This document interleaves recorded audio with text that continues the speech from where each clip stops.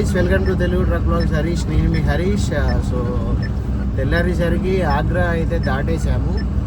మా వచ్చేసి 100 కిలోమీటర్లు దూరం అని ఇచ్చిన, 200 కిలోమీటర్ల దూరం అయితే ఇచ్చింది. నాకు మంచి నిద్ర అయితే సరిపోయింది నాకు. మళ్ళీ ఇప్పుడైతే నేనైతే తీసుకోవడం అయితే జరిగింది. ఆగ్రా బైపాస్లోనైతే ఉన్నాను. అండ్ ఈరోజు అయితే ఒక కాన్సెప్ట్ అయితే తీసుకుందాం. మొత్తం ఈ దారిలో మనకు ఆర్టీఓల ఖర్చు ఎంత వస్తుంది అనేది పూర్తిగా అయితే చూపిస్తాను. ఇప్పుడు మనం ఎట్లా డే టైంలో వెళ్తున్నాం కాబట్టి డే టైంలో అనేది ఎక్కువ ఖర్చు అయితే వస్తుంది అనమాట. సో డే టైంలో ఈ రూట్లో మనకు ఎంత ఖర్చు వస్తుంది ఏంటి అనేది అయితే ఈ వీడియోలో చూసే ప్రయత్నం అయితే చేద్దాం. సో ఇలాంటి ట్రక్ రిలేటెడ్ కంటెంట్ అయితే మన ఛానల్లో ఎప్పటికప్పుడు పోస్ట్ అయితే చేస్తూ ఉంటాను. మీలో ఇప్పటివరకు ఎవరైనా మన ఛానల్ని సబ్స్క్రైబ్ చేసుకోకపోతే వెంటనే వెళ్ళి సబ్స్క్రైబ్ చేసుకొని బెల్ ఐకాన్ అయితే ఆన్లో పెట్టుకోండి. మరి ఇంకేం కావాల్సి వీడియోలోకి వెళ్ళిపోదాం పదండి. టైము ఉదయం 6 కావట్లేదు, 9:30 అయితే అవుతూ ఉంది. 9:10. మంచు అయితే ఇంకా పడుతూనే ఉంది. సో ఇప్పటివరకు అయితే ఒక 637 కిలోమీటర్లు అయితే జర్నీ అయితే చేసేసినాము. కాకపోతే ఇప్పటివరకు అయితే దారి ఖర్చులు ₹1 కూడా ఖర్చు కాకుండానే అయితే వచ్చినాము. ఇప్పుడు ఇంకొక 20 కిలోమీటర్లు పోతే ధోల్పూర్ అనే ఊరు వస్తుంది. ఇక ఇక్కడ నుండి స్టార్ట్ అవుతుంది మోత, ఆర్టీఓల మోత. సో ఎంత ఖర్చు వస్తుంది ఏంటి అనేది అయితే ఈ వీడియోలోనైతే చూద్దాం. ఎక్కడెక్కడ ఆర్టీఓలు ఉంటారు ఏంది అనేది పూర్తిగా అయితే ఈ వీడియోలోనైతే చూపించే ప్రయత్నం అయితే చేస్తాను. గేట్ సగం లేచి ఆగిపోయింది. ఇది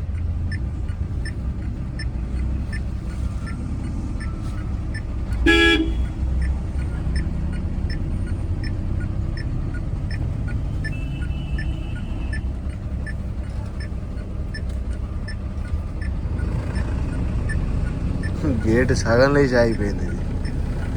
ఇక్కడ గ్రీజ్ కొట్టే వాళ్ళు ఉన్నారు ధోల్పూర్ దగ్గర. గ్రీజ్ కొట్టిచ్చేస్తాను. వచ్చేసే మరి.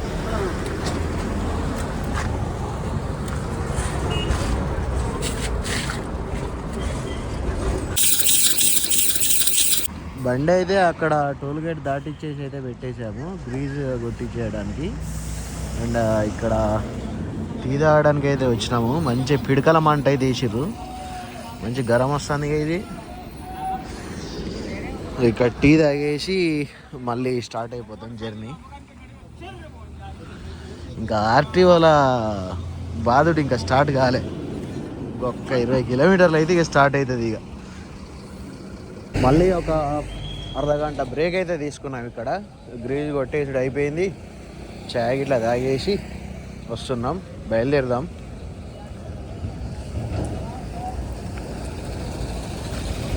గ్రీజు స్టీరింగ్ మంచిగా కొట్టిండా చూసుకోవాలి.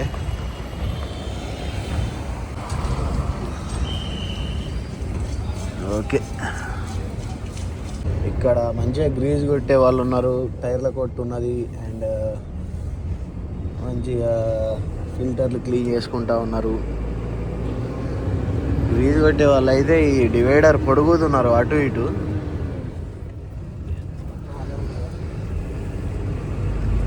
గ్వాలియర్ 86 కిలోమీటర్స్ ఉంది. అండ్ మనం సాగర్ వెళ్ళాలంటే ఇంకొక 450 కిలోమీటర్లు ఉండొచ్చు సాగర్కి. మళ్ళీ ఈరోజు రాత్రే వెళ్ళిపోతా కావచ్చు లక్నడాను రాత్రి వెళ్ళిపోతే ఆ హారన్ల షాపోడు ఉండడు. కాతో ఈ ట్రిప్ కూడా హారన్లు తెచ్చుడు కుదరనట్టే ఉన్నది పరిస్థితి. ఫస్ట్ ఎక్కడన్నా డెఫాయిల్ తీసుకోవాలి. డెఫాయిల్ ఒక 20 లీటర్లు పోసుకుంటే మళ్ళీ లక్నడాన్లో ఫుల్ చేసేసుకుంటే మళ్ళీ అటు పోయి ఇటు వచ్చేస్తుంది బండి.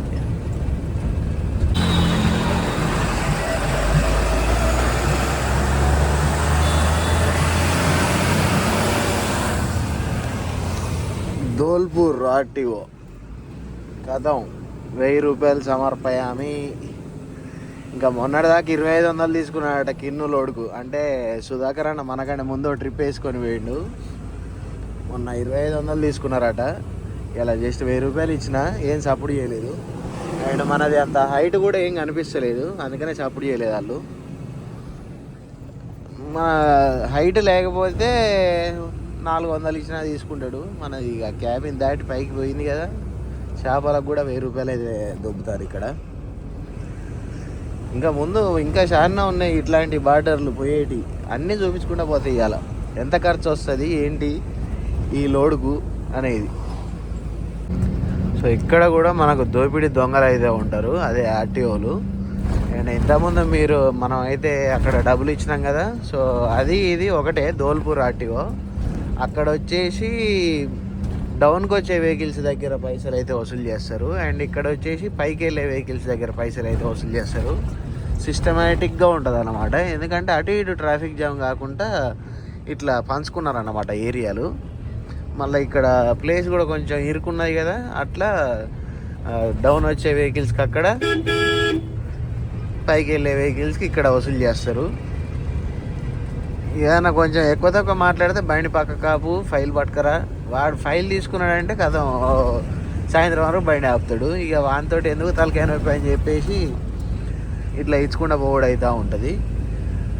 అసలు ఈ సిస్టమ్ మొత్తం చేంజ్ కావాలంటే ఏం చేయాలి, ఏమన్నా ఐడియా ఉంటే కామెంట్ పెట్టండి. అసలు ఈ సిస్టమ్ మారిపోవాలి, ఈ దారి దోపిడీ అనేది మొత్తం మారిపోవాలి. వెనకట రజాకార్ల కాలంలో, అంతకుముందు కాలంలో దారి దోపిడీ దొంగలు ఉండే కానీ చిన్నప్పుడు అయితే వినేది. అంటే మనకు ఏదన్నా ఊరికి కానీ ఎటన్నా పోయినప్పుడు ఇళ్ళ వాళ్ళు కట్టుకొని పోయినప్పుడు దారి దోపిడీ దొంగలు ఆపి మన దగ్గర ఉన్న సొమ్ము కొల్లగొట్టినట్టు ఇప్పుడు ఈ ఆర్టీఓలు తయారయ్యారు అన్నమాట. సో వీళ్ళకి ఆ పేరు పెట్టవచ్చు, తప్పేం లేదు. ఇట్లా రోడ్డు మీద పడి అందరి దగ్గర, లారీల దగ్గర మళ్ళీ దట్టు ఈ పైసలు దోపిడీ చేసేటోళ్ళకు దోపిడీ దొంగలని కాకపోతే సొక్కం ఎలా అని పెడతారా పేర్లు. సో ఏదన్నా ఈ వ్యవస్థ మొత్తం మారడానికి ఏదన్నా మంచి సజెషన్ ఏమైనా ఉంటే పెట్టండి. మ్యాక్సిమం చూసేవాళ్ళు అంటే చాలామందికి ఇది వ్యవస్థ మారాలి, దీనికోసం ఏదో ఒకటి చేయాలి అని చెప్పేసి పరితపిస్తూనే ఉంటారు. కాకపోతే సింగిల్గా ఆలోచించి ఆ ఆలోచనలు మన లోపలనే ఉండిపోతూ ఉన్నాయి. తొందరలో ఆ ఆలోచనలు ఒక గుంపుగా మారి అదొక కార్యాచరణలోకి రావాలని అయితే నేనైతే కోరుకుంటున్నా. కాబట్టి మీకు ఏదైనా ఐడియాస్ ఉంటే నాకు తప్పకుండా కామెంట్లో చెప్పడం అయితే మర్చిపోకండి. హోమ్ మినిస్టర్ నుండి ఆర్డర్స్ అయితే వచ్చాయి అన్నమాట, కలాకండ్ తీసుకొని రామని చెప్పేసి. సో ఇక్కడ మనకు కలాకండ్ దొరుకుతుంది అని చెప్పేసి అయితే చెప్పాను కదా ఈ ఏరియాలో. ఇక్కడనైతే ఆగుదాము, ఇక్కడ ఆగేసి ఒక 2 కిలోలు తీసుకొని వెళ్ళిపోతా.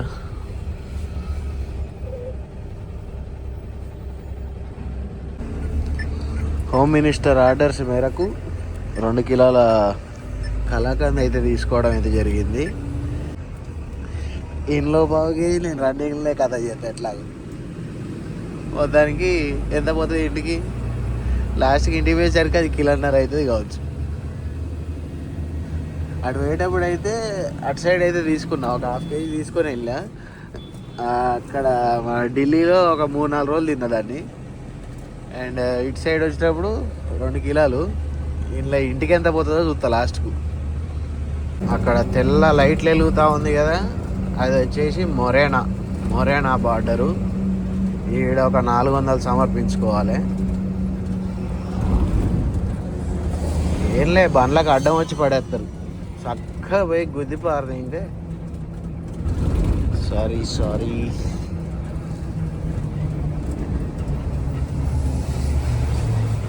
వీళ్ళకి బుద్ధి రాదు, ఎంతమంది చచ్చినా వీళ్ళకి బుద్ధి రాదు.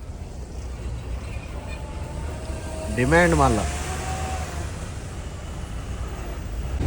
నా కొడుకు 500 తీసుకున్నాడు. ఇప్పుడు 500 తీసుకొని ఈ స్లిప్ అయితే ఇచ్చిండు. 400 తీసుకుంటే ఈ స్లిప్ ఇయ్యాడు. మళ్ళీ ఈ స్లిప్ ఇవ్వకపోతే పుసుకున్న గ్వాలియర్ ఆర్టీఓ గాడు ఉన్నాడు అనుకో, మళ్ళీ వానికి చదివేయాలి పైసలు. 500 ఇస్తే ఈ స్లిప్ ఇచ్చిండు. ఈ స్లిప్ ఒకవేళ గ్వాలియర్ ఒకటి తగిలితే ఈ స్లిప్ చూపెడితే వాడైతే తీసుకోడు డబ్బులు.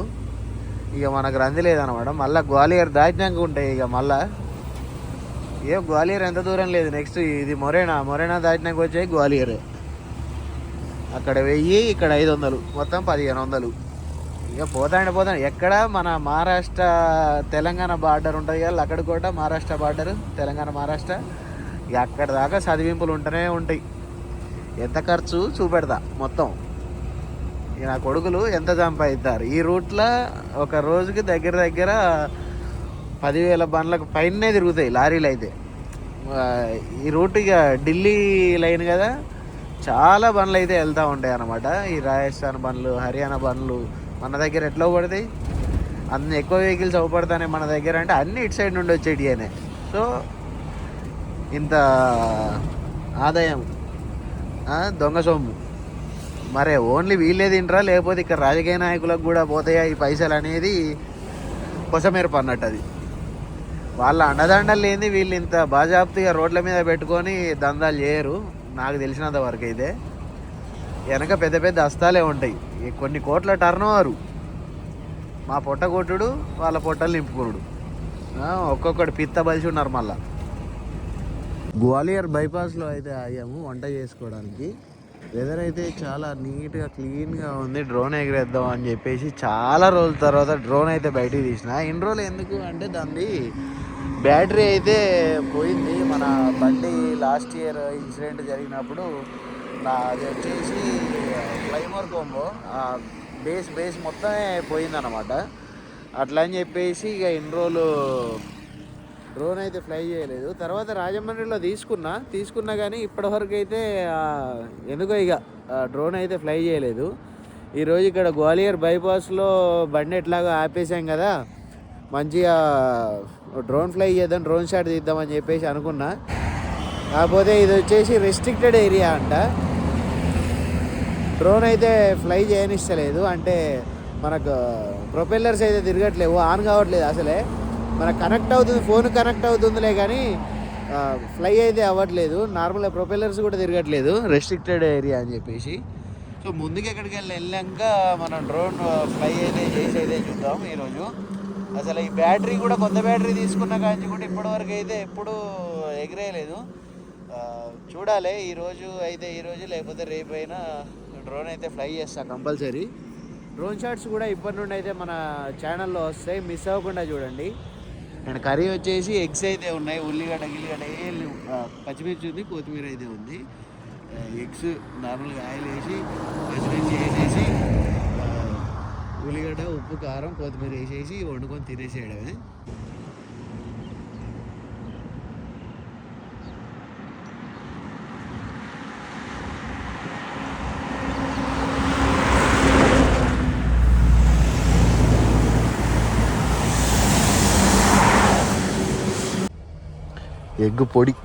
ఎగ్ పొడి చేసుకున్నాం, ఒక పూట రైస్ అయితే పెట్టుకున్నాం. నైట్ చపాతీలు తీసుకుంటాం, చపాతీలు తింటాం నైట్. ఎందుకంటే అన్నం తింటే నిద్ర వస్తుంది, మళ్ళీ నైట్ డ్రైవింగ్ చేయలేము. ఇప్పుడు ఒక పూటకు అన్నం అయితే పెట్టేసుకున్నాం.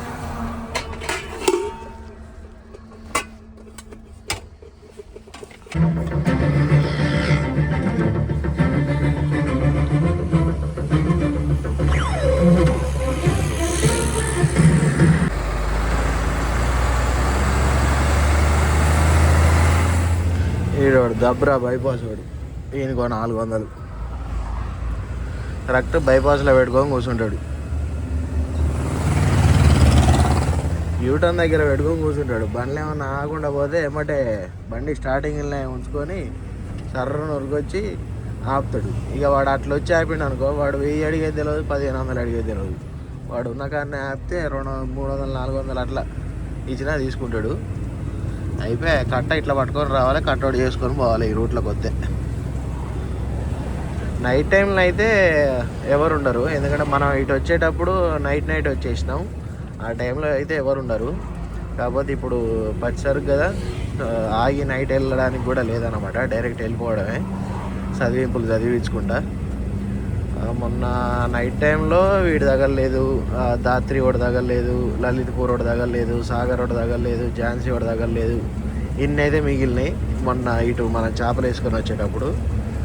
ఇక ఇప్పుడు అందరికీ వరుస పెట్టి చదివింపులు చదివించుకుంటా పోవడే ఉంటుంది. ఇక ఇప్పుడు డే టైంలో మ్యాక్సిమం సాగర్ ఒకటి తగలడు కావచ్చు ఈరోజు, ఎందుకంటే అక్కడ వేసరిగా నైట్ అయిపోద్ది కాబట్టి సాగర్ రోడ్ని స్కిప్ చేయొచ్చు ఈరోజు.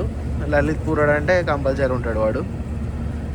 ఝాన్సీ అయితే చెప్పలేము, ఉంటే ఉండొచ్చు లేదంటే లేదు. ఝాన్సీ ఉంటే మాత్రం 1000 రూపాయలు పొక్క, లేకపోతే 1000 రూపాయలు సేఫ్.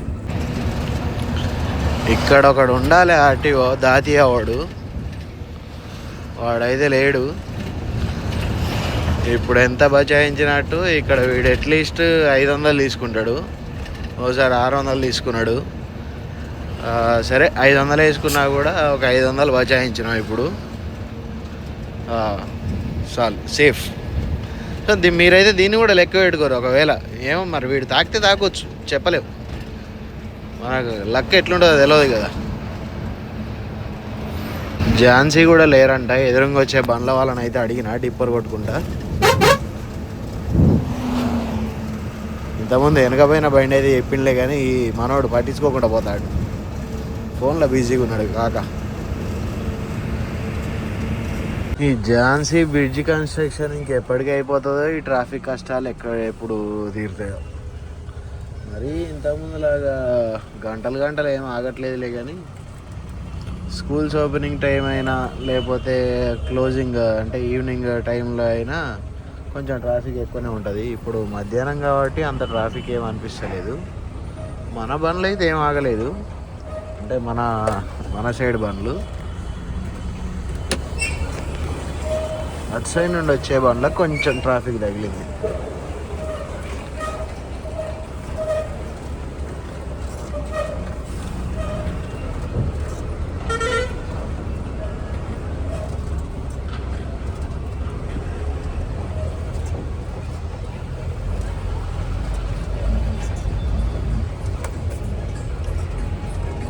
అటు లోపల నుండి బయటికి వెళ్ళే బండ్లు, ఇటు మన బండ్లు, అటు నుండి ఇటు వచ్చే బండ్లు.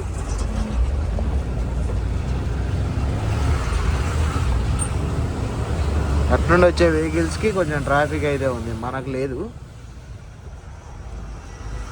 మనకు డైరెక్ట్ వచ్చేసి ఈ టర్నింగ్ దగ్గర ఆగిన నేను, ట్రాఫిక్ అయితే ఏం లేదు ఇటు సైడ్. ఇక్కడనే రన్నింగ్లోనే ఒక బండిని అయితే అడిగినా అనమాట, ఉన్నారా అని చెప్పేసి. ఆర్టీఓ అయితే లేడని అయితే సైగా అయితే వచ్చింది మనకు సిగ్నల్.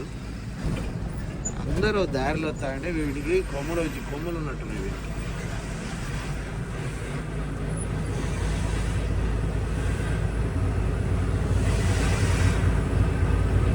డెఫ్ఐఎల్ సింగిల్ పాయింట్కి వచ్చింది. దారిలో ఎక్కడ డెఫ్ఐఎల్ కనిపిస్తే డెఫ్ఐఎల్ ఫుల్ చేసుకొని పోవాలి. నైట్ అయితే డీజిల్ ఫుల్ చేసినాం, అదైతే ఒక 100 లీటర్లు అయిపోయింది. ఇప్పుడు డెఫ్ఐఎల్ పని. ముందు ఎక్కడ డెఫ్ఐఎల్ అవ్వబడితే అక్కడ ఆపేస్తా, అక్కడ ఆపేసి ఫుల్ ట్యాంక్ చేసుకొని అయితే వెళ్తా. డెఫ్ఐఎల్ ఒకసారి ఫుల్ చేస్తే అటు వెళ్ళిపోయి అన్లోడ్ అయ్యి మళ్ళీ ఇటు వచ్చేస్తుంది, సగం అయిపోతుంది. మళ్ళీ ఇటు లాంగ్ చేసుకుంటే మళ్ళీ ఫుల్ చేసుకొని రావచ్చు. అటు అయితే లేడని అయితే సిగ్నల్ వచ్చింది, ఇక వెళ్ళిపోదాం పదండి జాలీగా. డెఫ్ఐఎల్ కోసం బండి ఆపిన, టైర్ పంచరు. హీట్ అయితే కాలేదు, హీట్ కాలేదంటే పంచర్ అయ్యి ఎక్కువసేపు కాలేదు.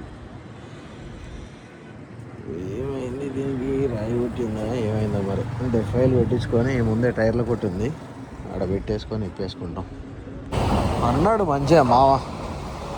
కరెక్ట్ టైంలో టైర్ భలే పని పెట్టి. క్యావువా చెక్కలేదా, ఉందా, దొరికిందా, మనదా అయినదా?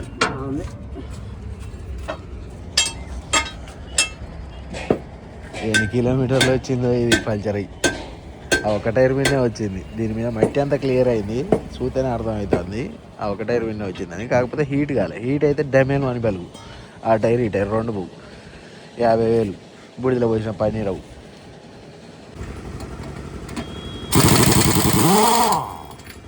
టైం వచ్చేసి 3:15 అయితే అవుతా ఉంది. మనకు లలిత్పూర్ వచ్చేసి 95 కిలోమీటర్లు, సాగర్ ఇంకా 200 కిలోమీటర్స్ అయితే ఉంది. టైర్ పంచర్ చేసేసుకొని బయలుదేరుతాం.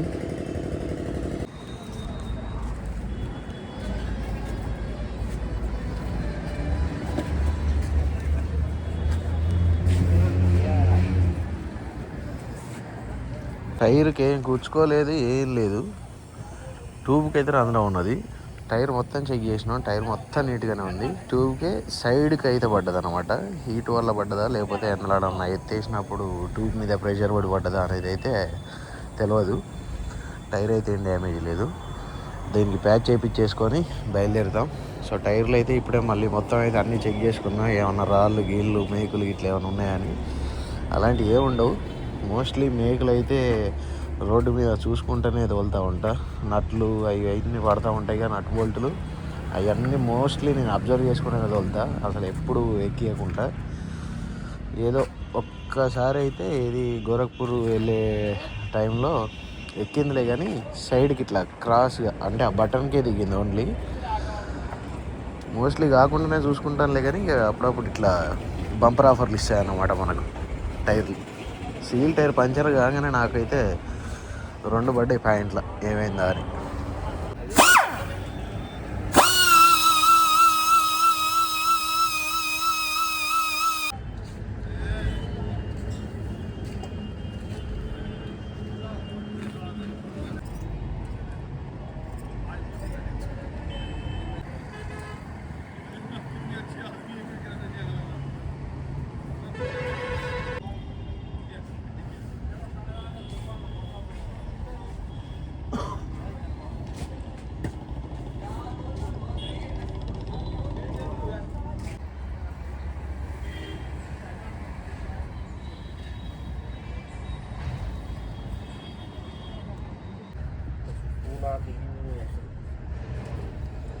ये कई ड्राइव है वो सही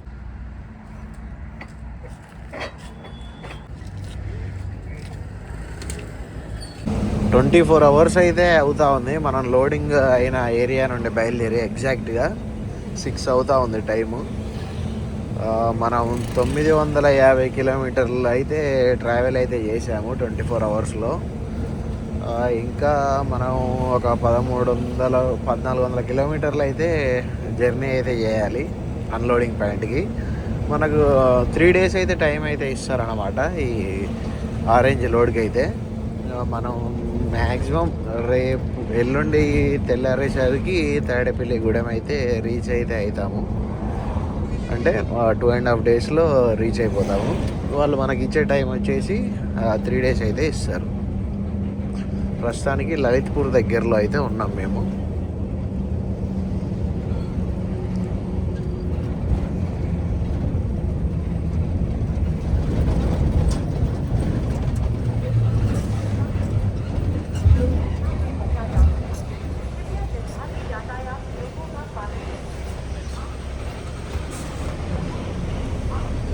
టూ ఫాస్ట్ ట్యాగ్ రండి, మొత్తం ఆపని కూడా ఆపనియాలి. ఏడ ఛాయ్ దుకాణాలు కూడా లేవుగా.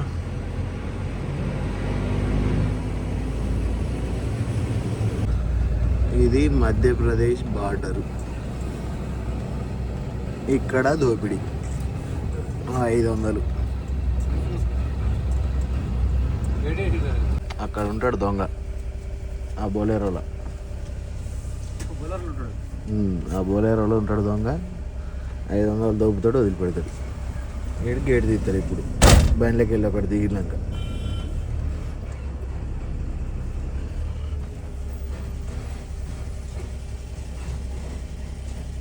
దొంగలు. ఈ బార్డర్ ఎప్పుడో మూసేసారు మధ్యప్రదేశ్ది. ఈ నా కొడుకులు ఇప్పుడు దోచుకుంటూ ఉంటారు.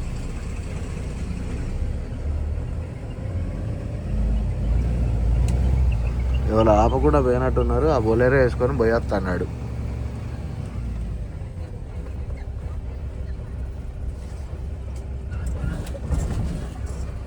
ఇది మూసేసిరు. ఈ కాటాలు గీటాలు ఏం పని చేయవు, కానీ ఇక్కడ పెట్టుకొని దారితో ఇప్పుడు చేస్తూ ఉంటారు.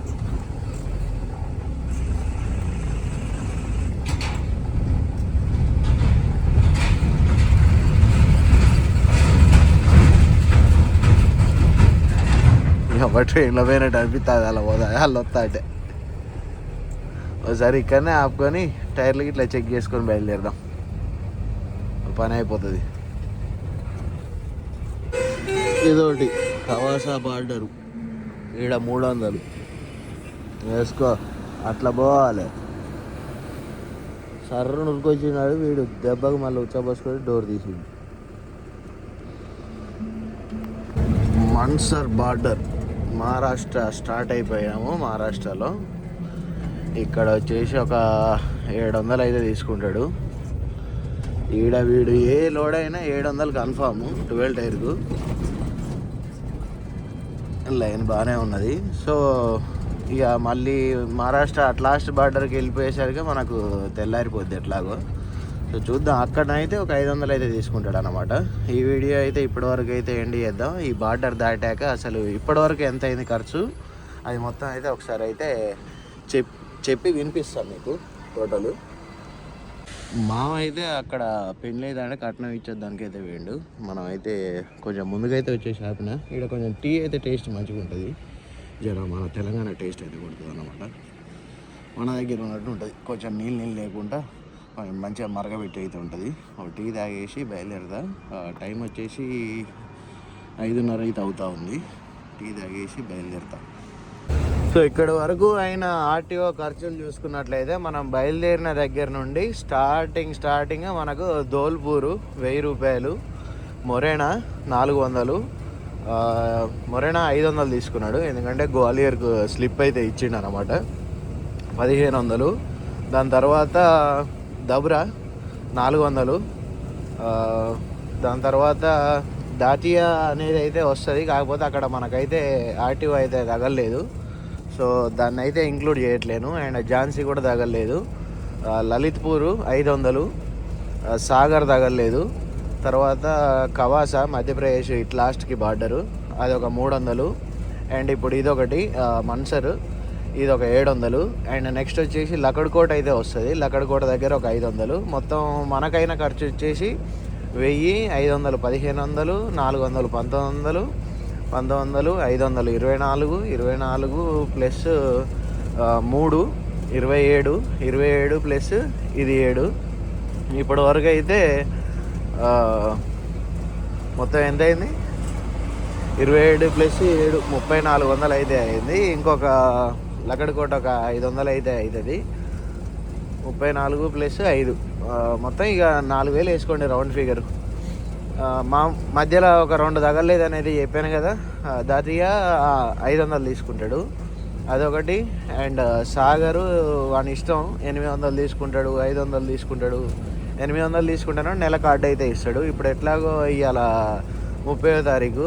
ఈ 30వ తారీఖు వాడు 800 తీసుకున్నా కూడా మనకు ఎక్కువ రోజులు అయితే ఇయ్యడు అనమాట. ఇది మంత్ ఎండ్కే అయిపోతుంది. సో అట్లయితే ఉంటుంది. మన అదృష్టం కొద్ది అయితే వాడైతే తగలేదు. సో ఇప్పటి వరకు అయితే మీరు ఈ వీడియో చూసారంటే వీడియో మీకు ఎంతో కొంత నచ్చే ఉంటుంది. వీడియో నచ్చినట్లయితే తప్పకుండా ఒక లైక్ చేసి కామెంట్ అయితే చేయండి. అండ్ మీ ఫ్రెండ్స్కి కూడా షేర్ చేయండి. ఈ రూట్లో ఎవరైనా కొత్తగా రావాలనుకుంటే దారి ఖర్చుల ముచ్చట అయితే ఇదన్నమాట. అండ్ మీలో ఇప్పటివరకు ఎవరైనా మన ఛానల్ని సబ్స్క్రైబ్ చేసుకోకపోతే వెంటనే వెళ్ళి సబ్స్క్రైబ్ చేసుకొని బెల్ ఐకాన్ అయితే ఆల్లో పెట్టుకోండి. మన ఛానల్లో ట్రక్ రిలేటెడ్ కంటెంట్ అయితే రెగ్యులర్గా వస్తూ ఉంటుంది. And thanks for watching. Love you all. జై హింద్, జై డ్రైవర్.